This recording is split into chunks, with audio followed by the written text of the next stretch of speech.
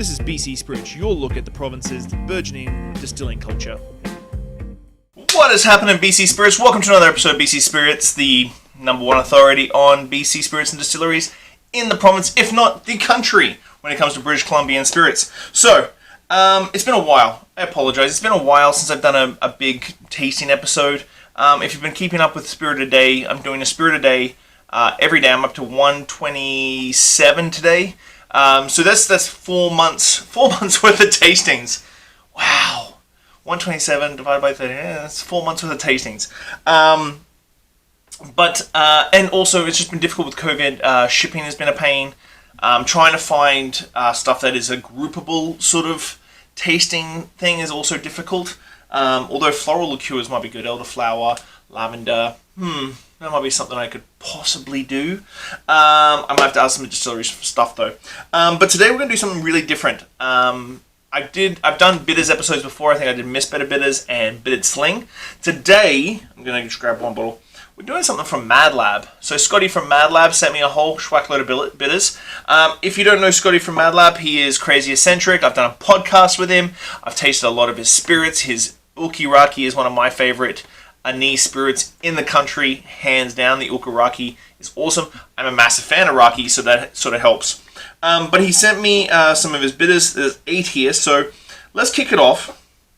Now, when you're tasting bitters, there's a couple of different ways you can do it. It's difficult because they are very strong. They're very potent. They're very distilled down. They're supposed to be, because they're supposed to be dashable. They're like, would you go through tasting salt and pepper with a tablespoon? Probably not.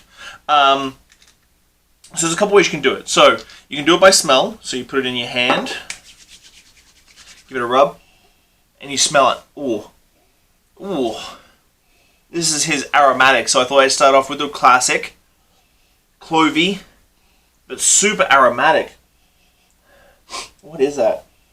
So there's that way of tasting or smelling, so that you sort of get you spread those aromas out and you smell the bitters, because that's probably the best way. Other way to do it is on the back of your hand. Now, I saw a post the other day about bartenders tasting cocktails on the back of their hand. I think that's gross.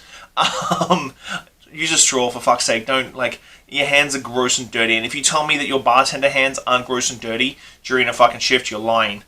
Even with the COVID-19, with sanitizer and stuff, so you're tasting high-proof alcohol sanitizer, and then dip, and sanitizer tastes like crap. But I think it's disgusting. But when it comes to bitters, if your hands are nice and clean like mine are, you can really taste the bitters and go from there. His aromatic is super, super aromatic, almost floral, cloves, cinnamon, floral spice. I'm trying to pick that. It's almost like vanilla blossoms. There we go. Got it, vanilla blossoms. So, classic aromatic bitters, old fashions, Manhattans, so on and so forth. Next up, I went with another classic to start off with, his orange. So his orange bitters.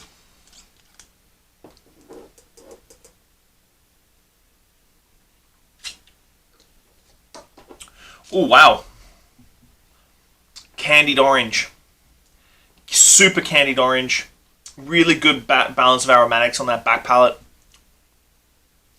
Orange first is the thing. Once you start getting into flavored bitters, are they just straight up flavors? As Fee Brothers is, in my opinion, one of the one-dimensional bitter.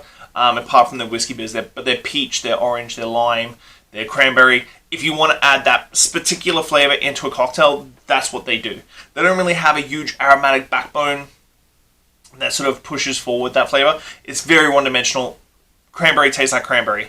But when you do orange, like real bitters, like the Angostura bitters, or orange like this, or the Bittered Sling, Miss Better Bitters, you're always going to have the front flavor of what it is, and then the back flavor, that aromatic backbone.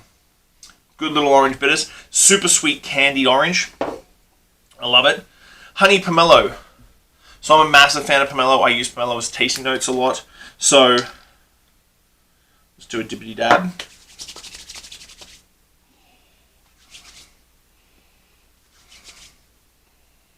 Not getting much off that one. That's where we'll go to this. Well, there we go. Yeah, honeycomb in the front. Very bitter pomelo skin right in the middle there. leads through to aromatics. So next up, tomato vine. Now we're getting into the weird stuff. Now I wanted to sort of start off simple. Let's start off with a grapefruit, orange, and aromatic, and then let's kick off into tomato vine of all things. Completely clear. Now you've got me curious, Scotty, as always. You're a freaking psycho, man. You're an absolute psycho. It tastes like tomato vine. I know that seems really weird that shouldn't really work, but it is a savory, leans into like chinari sort of feel, savory green. Like green is a flavor. Like imagine like grabbing tomato leaves and rubbing them in between your hands. That's what it smells like. That's what it tastes like. Freaking psycho. This would be really cool in like if you were going with a China, like a light China sort of more herbal direction for a classic gin martini. It'd really show up good with some gin martinis. Gin Mari would be a great Mediterranean style, or the I can always give Mad Lab a shout out because they got that beautiful cucumber in their gin, but the Mediterranean gin from Deep Cove as well. Chocolate spice. So chocolate spice, I'm going to probably assume that it's very Mexican style, Mole style. And that's exact. Oh, that's really good. Nice and clean. Like, not too muddy. Sometimes when you start getting into bitter production, it can get very muddy very quickly because you're soaking like very heavy, woody, barky botanicals in alcohol. The extraction points for those are quite low, so you can get very muddy flavors very quickly. Chocolate spice, money. Next up, now we're getting into some weird things. Now we're getting like, so we went nice and easy to start, then sort of weird. Now, marzipan bitters. I've never seen a marzipan bitter before. Marzipan amaretto, marzipan for your like cakes and stuff.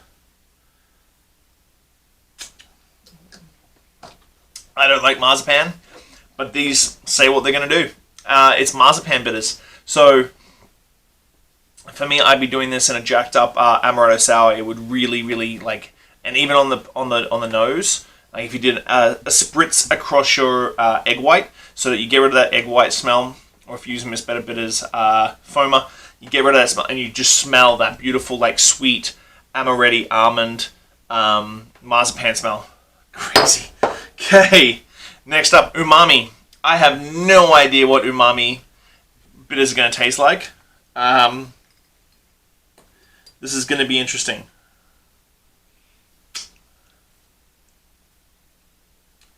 Ooh.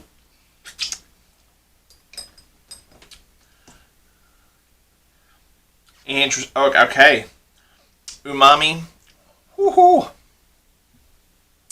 It says what it's going to do. Soy saucy. That traditional like salty green. Wow, very soy sauce. Worcestershire sauce. Really playing interestingly on the palate there. This one, I'd be very curious because I would be using this very similar to a saline solution in cocktails, which I do a lot of. I'm going to be very curious because a dash is not going to really like change a lot of flavors, but it's going to give you some weird textures going on there. I'm going to be playing around with this one for sure. Daiquiris, anything you put saline in to pop up the flavor there, that's going to make an appearance. And finally, one that I spilt on myself and regret it. The Old Smoky. Automatically how I smelt it, it is... So I've talked about smoke. When we talked about smoke and peated whiskies and stuff, there's different styles of smoke. So you've got like campfire smoke by the river, flinty smoke, rocks getting hit up against each other, peat bog smoke, which is classic Isla. This one leans into... I'll tell you... barbecuey, bacon, like barbecue pork, bacon, dry peaty smoke. It's basically cocktail liquid smoke. It is perfect. Really good aromatic backbone because the smoke doesn't completely just become liquid smoke, but super aromatic backbone as well. That's going to play really well. Now, if you run a barbecue joint and you do not have this, you are missing out. If you're doing old fashions in a barbecue joint that don't have the old smoky bitters from Mad Lab, you are seriously missing out. This will work really well with orange. It'll work really well with a classic old fashioned or a bacon washed old fashioned. And this, oh, it's going to be fucking divine. So, the Old Smoky's the last one because obviously my palate is now ruined, completely trashed. Can't taste anything else for the rest of the day apart from Old Smoky and marzipan with a splash of umami in there. When it comes to local bitters, guys, like, experiment, play with the classic Angostura, the classic Reagan's, the classic Angostura Orange, really, really hard to replace. Peychaud's, really hard to replace locally, but there's stuff that gets really, really damn close to that flavor profiles. So if you're doing your local cocktails and you're still using, like, your macro bitters like Fee Brothers and stuff, when you've got Miss Better Bitters, Bittered Sling, Apothecary, Mad Lab, all these different bitters companies out there, you're really truly missing out. So that was my weekly tasting, weekly dashing and smelling, I suppose. It wasn't really a tasting per se. I hope to have another weekly show next week. Just got to plan my week out better. I'm working at Clive's again, so that's taking up a lot of my time. Thank you guys for always the support. I'm blown away as always. Thanks a lot. See you soon. Enjoy Spirit of the Day. Also, tomorrow I have a podcast episode with Dawn and Doug Linney from Legends Distilling in Naramata. Really good episode on the BC Spirits podcast as well. So have a good day, guys. Thanks a lot. Bye.